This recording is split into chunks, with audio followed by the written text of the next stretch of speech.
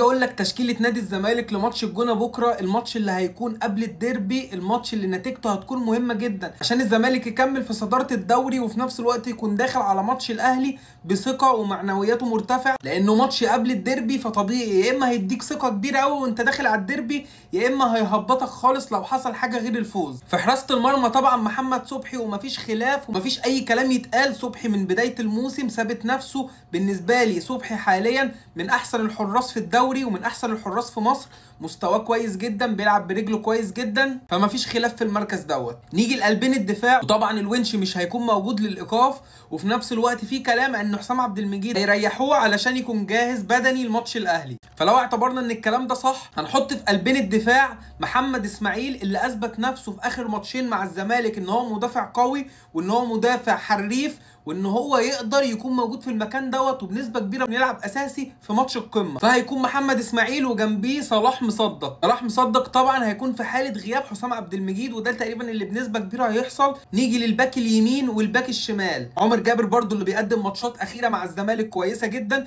ولكن حصل له اصابه في اخر ماتش، فاحنا عايزين عمر جابر يكون جاهز لماتش القمه. وفي نفس الوقت عايز اشوف بارون اوشينج، اللعيب اللي احنا لسه جايبينه جديد اللي ما شفناهوش خالص من ساعه ما جه، عايز اشوفه كده، عايزه يلعب ماتش قبل القمه يا عم، يمكن العبه اساسي، فعايز ابدا بيه بكره. لو جاهز بدني هبدا ناحيه اليمين ببارون اوشينج، وناحيه الشمال باحمد فتوح بسبب غياب بنتايج اللي برضو عنده ايقاف بسبب الانذارات. نيجي بقى لوسط الملعب، نحط الاساسي المتالق اخر فتره، مسمار نادي الزمالك دونجا اللي بيقدم اداء مع الزمالك الفتره الاخيره من احسن لعيبه الزمالك، وبقول له استمر، جمهور الزمالك كله في ظهرك. نيجي بقى لجنب دونجا، طبعا المكان ده محجوز لشحاته لكن شحاته مش هيكون موجود، فعايز احط جنبيه ناصر ماهر وقدامهم عبد الله السعيد، يبقى نص الملعب دونجا ناصر ماهر عبد الله السعيد. اتمنى بس يا ناصر يا ماهر سندل معانا كمان ماتشين، يعني مش عايزك تلعب ماتشين حلو ولا ماتش حلو وتريح لك 3 ماتشات، عايزك بس تسندل معايا الماتش الاهلي. وطبعا الاسطوره عبد الله السعيد مفيش خلاف طبعا حاجز مكانه الاساسي والطبيعي،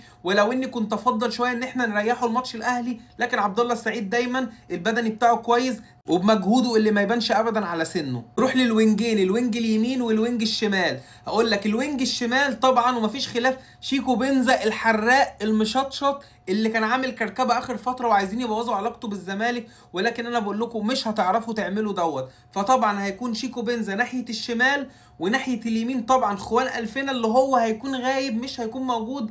فطبعا عايز اشوف بقى مين، ايوه هو دوت عبد الحميد معالي، طبعا اللعيب المغربي الموهبه الحريف اللي حاسس عنده كوره كتير والله لكن لسه الفرصه ما جاتلوش. فطبعا عبد الحميد معالي يكون ناحيه اليمين مكان خوان الفينا، فرصه